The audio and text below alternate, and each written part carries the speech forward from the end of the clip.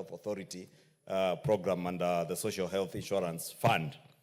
Out of this, today alone, I've just confirmed from the CEO of SHIF that 104,000 Kenyans have registered today.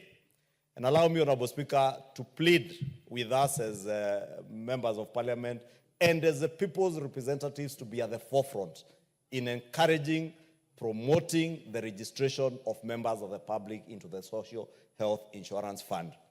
It might be politically expedient and very politically correct to speak to the gallery of how things are not working, but as we speak to Kenyans on how things are not working, let us remember that Kenyans have charged us with the responsibility to make sure that things do work for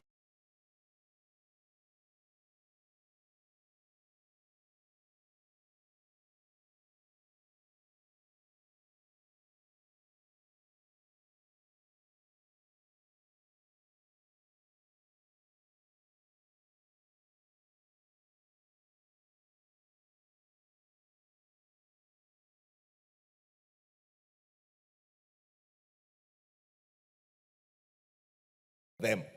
It therefore doesn't help me. Remember St. Peter's health facility there that mushroomed into a big health institution largely from money stolen from NHIF.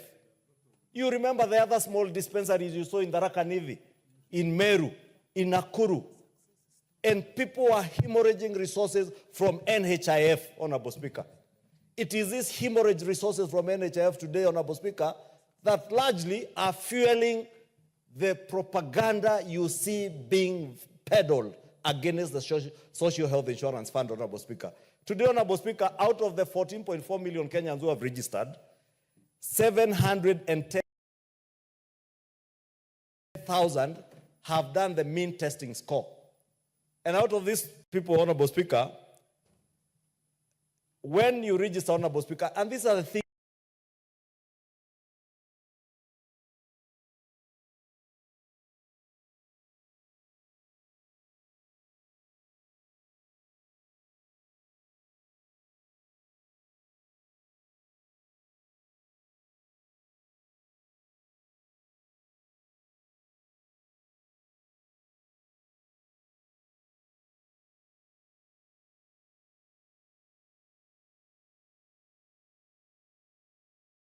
we need to be telling to members of the public. The moment you register today are telling us that the mean premium that Kenyans who have done the mean testing score of these 710,000 is 525 shillings. Because it is politically expedient and politically correct, Honorable Speaker, for me as a business person who is well-meaning, who is doing well, to do the mean testing score, and I'm told the premiums you should pay from your level of income, and also people to know that it is based on how you answer the questions that are on that mean testing score. If you own a car that you are paying insurance of 200,000 shillings, for heaven's sake, if you can insure an automobile, you can also insure your own body, your own health. And therefore, Honorable Speaker, you find people who are quoting very huge figures. But because of the answers they gave as they did the mean testing score, fact, Honorable Speaker, and these are statistics that you can examine and see and authenticate from the SHA website, Honorable Speaker. The mean premium out of the 710,000 people who have registered is 525. Out of the service providers, Honorable Speaker, 7,802 hospitals have signed up for this program. Honorable Speaker, there are a further 8,118 healthcare providers who have successfully registered to offer services, and out of this, Honorable Speaker, 7,965 have offered services under SHIF to Kenyans. Therefore, for us to stand here, Honorable Speaker, in this house and elsewhere, in funerals and everywhere, to say, oh, it is not working, we are lying to Kenyans, Honorable Speaker. We should be telling Kenyans the truth. We should be educating Kenyans. And I know we may have failed in our communication strategy. We may have failed in how well we communicate and educate our people. But, Honorable Speaker, let us use this opportunity on this floor this evening to educate our people and let them know. Honorable Speaker, it is not fair that my constituents, who some are people who are unemployed, were paying an average of 500 shillings at a time with my huge salary, Honorable Speaker, besides my business income, Honorable Speaker, and that salary is paid for by the same constituents that I was paying 1,700 shillings a month. And now, because I'm being asked to pay 27,000 or 20,000 shillings a month, I start complaining and cry more than the bereaved. But I'm not being honest with Kenyans to tell Kenyans I am crying more than the bereaved because I am more bereaved because I am paying 20 times more than what I was paying from money that is paid to me by Kenyans. That is the kind of honesty, Honorable Speaker, I want to beg that we exercise as we debate, Honorable Speaker, as we educate. Let us be at the forefront of offering civic education to our people. Because, Honorable Speaker, you have seen cases of cancer patients. You've seen renal care patients, those who are undergoing dialysis, and yet I had paid for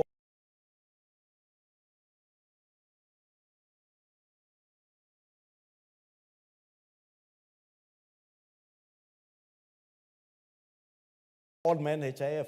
If you are unemployed, the moment you sign up, automatically you can access a level 1, a level 2, a level 3 hospital without payment. The capitation that is going to the hospitals, the facility improvement fund. You know, I was so embarrassed, Honorable Speaker, over the weekend when I had a member of parliament pretending Kikuyu that this chief or shifo and saying it is not this shifo. Shifo is a name for a chief. A member of parliament saying that they do not know the difference between chief and shifo. Yet, you are seated in this house, you legislated right from the first reading to the third reading to the committee of the whole house. You are here shouting aye, as the speaker said, the ayes have it. Then you go to your village to tell Kenyans that you do not know the difference between chief and shifo. That you do not know the difference between sha and chief. Honorable Speaker, I am saying I was so embarrassed because I would expect a leader elected by the people believing that that leader knows more than them, to be using that opportunity, Honorable Speaker, to educate their people, to tell them that if you have need to access renal care and dialysis at your dispensary or at your local level 4 hospital, all you need to do if you are unemployed is to do the mean testing score. You are advised how much premium you should pay. When you pay, Honorable Speaker, and I know these are the cries that Kenyans have raised, that the mean testing score is asking you to pay for the annual premiums for the whole year. That was the case under NHIF. You could not access renal care, cancer treatment, without paying your annual premiums, Honorable Speaker. And Kenyans were paying. Today, Honorable Speaker, because SHA, or the Social Health Authority, is yet to activate the insurance premium financing, they have now opened it up to Kenyans to be able to pay every month. Let us educate our people that you now can pay monthly premiums, access your dialysis, access your cancer treatment. Let Kenyans know that today under SHIF or under the Social Health Insurance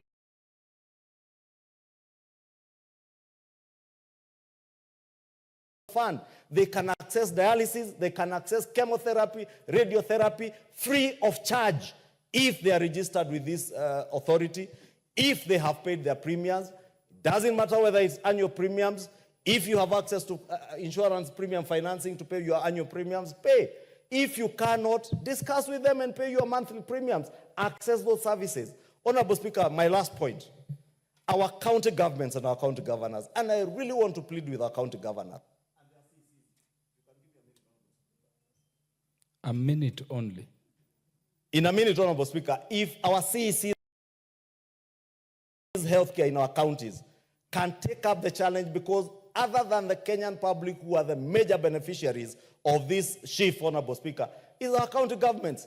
The facility improvement fund that we legislated in this house, I know many politicians will not tell Kenyans that truth, that facility improvement facility empowers your local dispensary to have a committee that will even procure equipment and medicine at that local level.